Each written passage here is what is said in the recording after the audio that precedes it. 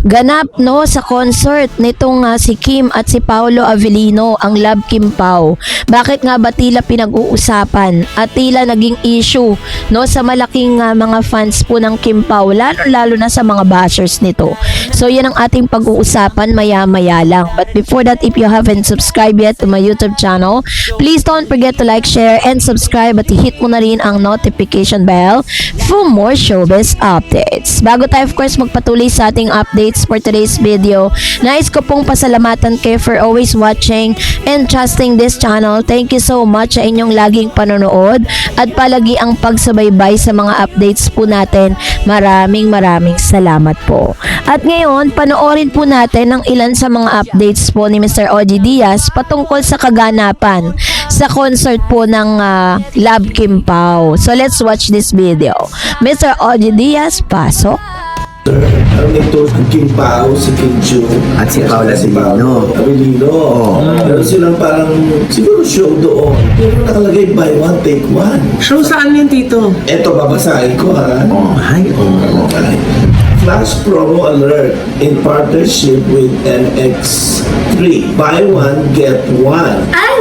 Hindi na kasi ticket selling! Sandali lang. Ha? Pwede makinig?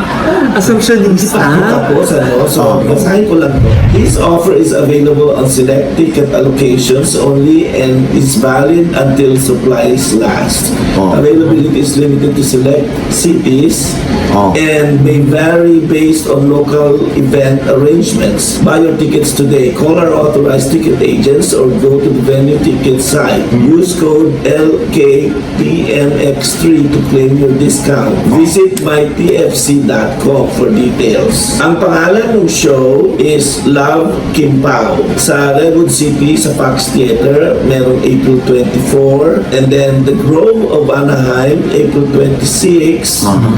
Tapos meron din sa The Arena Pickering Casino Resort on May 3. Eh, Tito, pag ganyan na promo na buy one, get one sa US, anong usually indication nun? Siguro, Ayan, kayo taga-US. Ayan. Oo.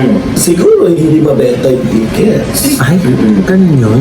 Kasi depende rin yun sa promoter, ma. Oh. Na ganun kasi yun. So parang, let's say yung promoter mo is private producer. Hahanapan ng paraan ng private producer yun na mag-push yung tickets mo.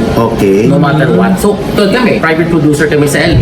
So, ang ginagawa namin, pupunta kami sa mga Filipino community or Filipino grocery stores. Namimigay talaga kami ng, ng brochures of flyers just to watch. Pati posters. Yes. Oo. Kasi ang pagkakaalam ko, ang promoter ng event na to, TFC. Okay. Mismo. So pag TFC, automatic ba yun na buy one, take one? Hindi. Automatic kasi yun, mapag TFC, usually, ang promotion nila using the TFC na platform lang. Yung mga fans ng TFC, Yun lang. Nanonood lang ng TFC. Pero yung Hindi nila natatarget yung community? Yes, walang pumupunta sa mga restaurant. Sa pagkakalam namin sa pagkakalam ko o kami doon. Yeah. Walang pumupunta sa restaurant, sa mga grocery stores, or kung saan yung mga Filipino traffic ba, kung saan sila, may mga kainan. Kasi kami pag ganun, naglalagay talaga kami ng posters. when it comes to publicity, Yes. hindi nila nakukuha yung ibang market. Nagre-rely lang sila doon sa kung sino-sino yung mga nanonood ng TFC. Digital. Sa Digital. announcement lang ng TFC. Yes. Nakatutok yung mga Filipino abroad, Oo. lalo na sa US. Kung nakatutok sila sa TFC, Yan. saka pa lang nila malalaman na May merong event. show. So hindi sila dumidepende sa paglalagay ng mga posters at pagbibigay ng flyers doon sa mga tindahan ng mga Pinoy. Siguro meron din pero hindi yung masyadong pukpukan na bentahan na promotions. Katulad ng mga private producers. Iniisa-isa namin yan Pinupuntahan namin yung mga skin clinic, grocery store, yun nga. Na kung may mga Pilipino talagang na pumupunta. Kumbaga, nilalagari nyo. Yes, lagari talaga. Oo, yung mismo, pagpapromote. Kami mismong producer, nagbibigay ng flyers na manood na po kayo, may show po kami, ganito ganyan, Mano-mano. Yes. On top sa digital namin na platform na promotions. I'll give you an example. Merong movie na alam kong ipalalabas. Tapos nanood ako doon sa AMC Burbank. Nung sinabi ko na dadating sila Kim Chiu, this was past event na nangyari din sa LA. Na a-attend sila doon sa bandang Carson. And they'll rather go there. Pero hindi nila alam na meron palang pupunta pala sila Kim Chiu. Yun. May ads. Ito na, no? Pag-usapan natin kasi yun po yung ilan sa mga news na kumakalat ngayon na parang sinasabi nila na meron daw or parang flop daw yung naging concert ng Love Kim Pao sa isang international event. So ipinaliwanag po ito ng ulat mula po dito sa dito kay Mr. OG Diaz Showbiz Update. Sinabi po nila na yung kumbaga parang kapag nagpo-promote pala sila dyan ng mga programa or ng mga concert na may kinalaman ang mga Pinoy, talagang meron pong pukpukan na bentahan ng mga ticket. Pero bakit daw naging buy one take one yung kanilang mga tickets? So iniisip po ng ilang mga bashers po ng Kim Pao na talagang flop, no, walang sumuporta. Then doon ko naintindihan nung sinabi ni Mr. OG Diaz na yung ilan sa mga OFW at ilan sa mga Pinoy, no, na naroroon po yung mga TFC subscribers lamang ang nakakaalam na may ganitong event ang Kim Pao. Ngayon, ibig sabihin pala may pagkukulang din doon po sa mga distribution of tickets. Like for example po, yung kanilang nagbebenta or nagpo-promote ng concert, hindi po ganun ka consistent, no, sa pag-promote ng kanilang concert. Kumbaga, sabi nga po nung mga taga-US na kasama ni Sir OG Diaz, sila po talaga pukpukan yung kanilang pagpo-promote. Pumupunta sila sa mga clinics at sa kung saan-saang lugar para po talagang maipaalam na may concert pong magaganap ang kanila pong mga hinahandle na mga talents from Philippines. Kasi ako po, I myself, hindi ako naniniwala na parang walang susuporta sa Kim Pao. Wala pong walang naplap po yung mangyayaring concert nila. Kasi hindi po yan bibigyan ng malaking project ng ABS-CBN na sila po ay mag-concert or magkakaroon po sila ng exposure or ng events po sa ibang bansa like Canada and US kung sila po ay flop, kung sila po ay walang supporter sa ibang bansa.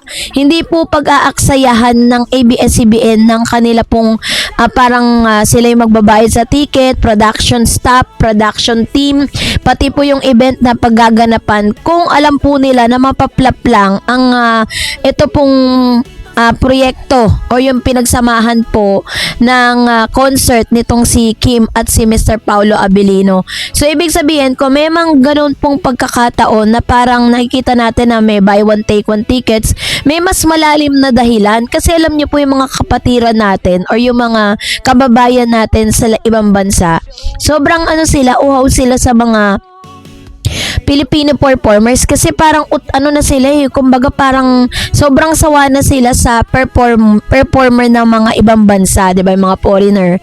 Dahil po nami-miss nila through the concerts and the events na ginaganap ng ilang mga actors and actresses or artists from the Philippines, parang nasusurprise yung kanilang pagkauhaw, no, na makakita ng mga Pinoy na nagpe-perform kasi yun po yung parang makakaalis nung pagkabagot, pagkamis nila sa mga Pinoy families po nila pag nakakita sila ng mga kapwa Pinoy.